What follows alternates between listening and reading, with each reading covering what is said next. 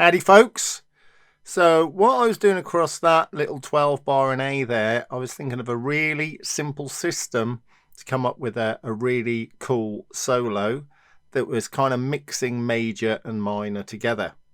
So what I was doing basically was across the 1 chord I was playing major pentatonic, and across the 4 and the 5 chord I was playing minor pentatonic.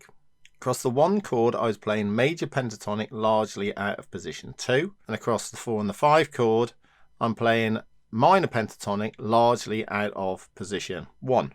I deviated on the 5 chord, we'll explain that in a minute. Right, so across the 1 chord, which is my A7, I'm thinking of this scale,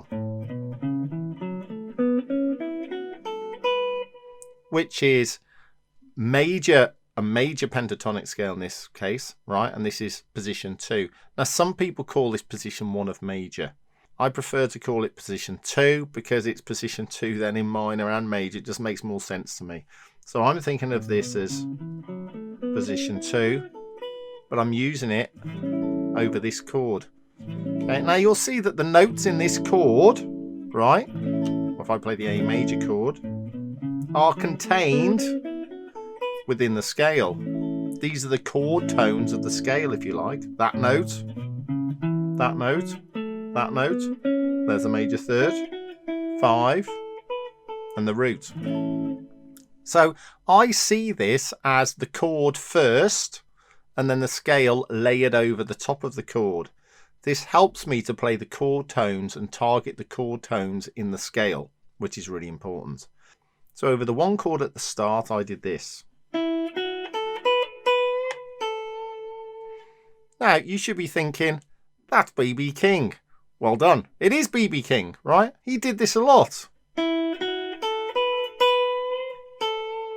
And that's exactly what I'm thinking. I'm thinking B.B. King. Because B.B. King is like way cool, right? And I'm doing, from the 2, I'm bending to this, the minor 3rd, and then coming back to the root and then giving it vibrato. I could go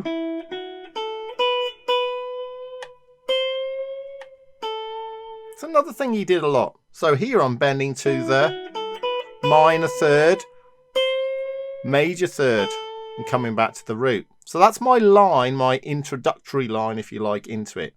In the 2nd bar, it's going to D. So here I'm just thinking A minor pentatonic. But ending on this D note. So I'm thinking of a line like that. I didn't play that exactly, but something like that, targeting the D note.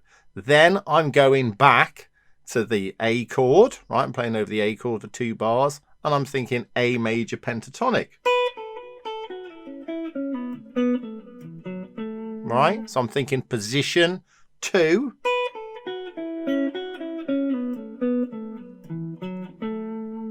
All right, so I'm playing lines out of position 2. I might have played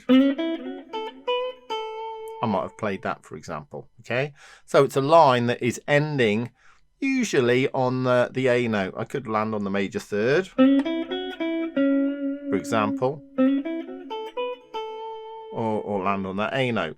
But the important thing to get is that I'm playing out of position 2 because I'm thinking major, right?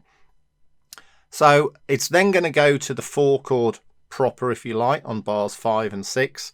And again, I'm going back to A minor pentatonic because A minor pentatonic works across the whole thing, doesn't it? And I did something like this. So I'm bending this note up to the root here, up to the D. Yeah. Now I've got 2 bars of A major. So I'm coming back to that A major pentatonic idea, position 2. And here I was going something like,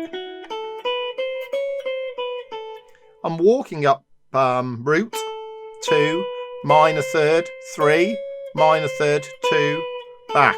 That's a really cool line.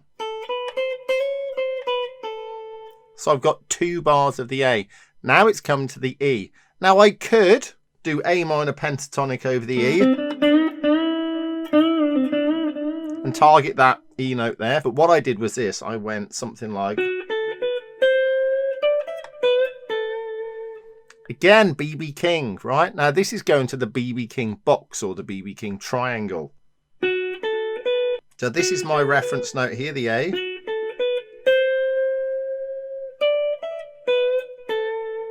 Yeah, and I'm doing this B.B. King triangle trick, if you like.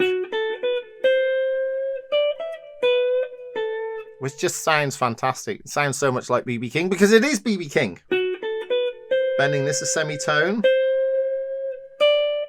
That's the bottom of the B.B. King box, if you like. Semitone.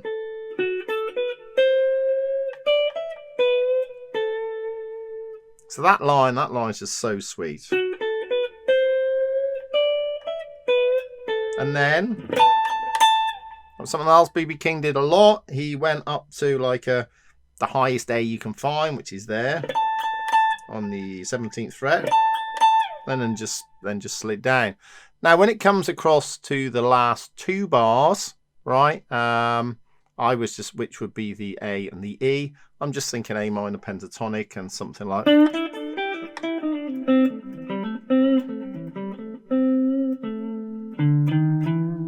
They're just a lick there, you know.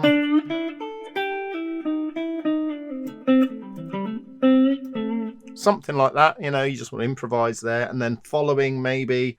I might have done this, I can't remember, but it would work. Following that up to the E. And then we're back again. Yeah. So the idea is, across the A chords, I'm thinking position 2. Across all the other chords, you can think position 1. So you're thinking A minor pentatonic across the 4 and the 5 chord. Across the 5 chord, though, I did the B.B. King box. Yeah.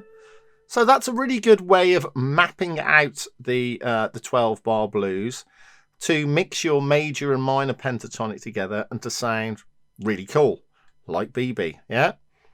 And you can mix it in lots of different ways. I don't have to play major across the A. I could play minor pentatonic across the A. Then I could play major pentatonic across the D and the E. D major pentatonic, E major pentatonic. So you can mix it up however you want.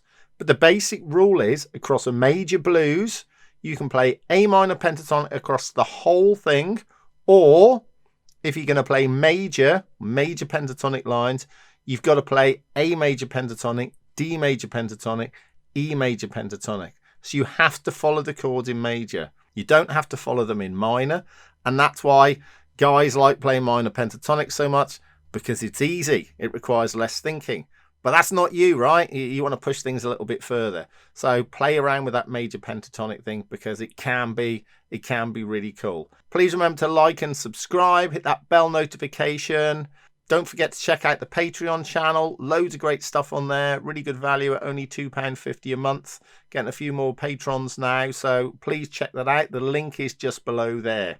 And catch you next time.